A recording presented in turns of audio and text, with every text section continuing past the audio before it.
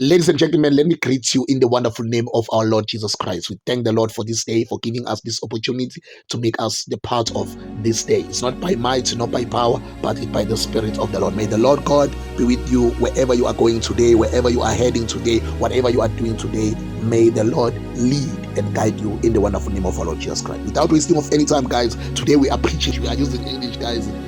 Please be with me. Oh my God. So we are looking at the word of God. We are praying using the word of God in Genesis chapter number 1, verse number 1. So today, guys, we are going to reflect on what this one verse teaches us about God, creation, and our place in his story. Because this is not our story. This is not your story.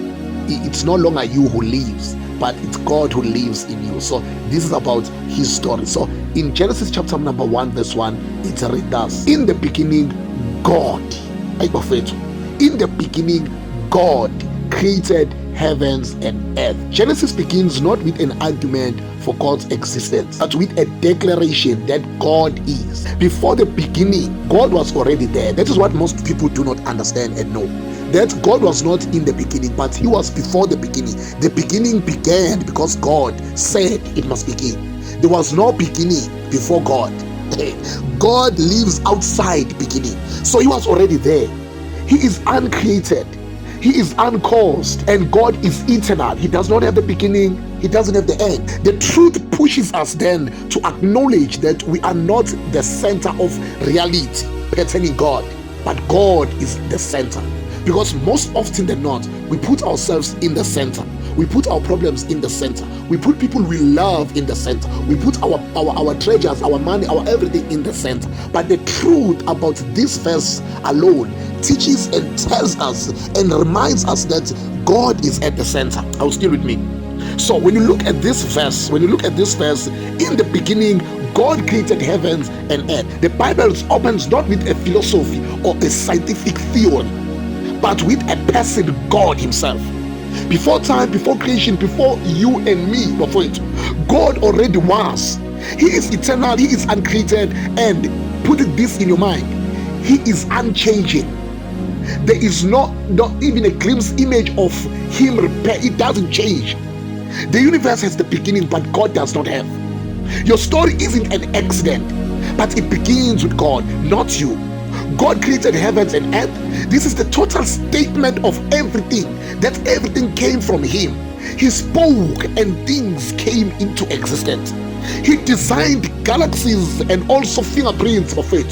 He designed things, and all the things that he designed, he used his word, and things came into existence. Creation on its own points to a creator, one with infinite power, wisdom, and beauty. That is why every time when he created, he says all is good.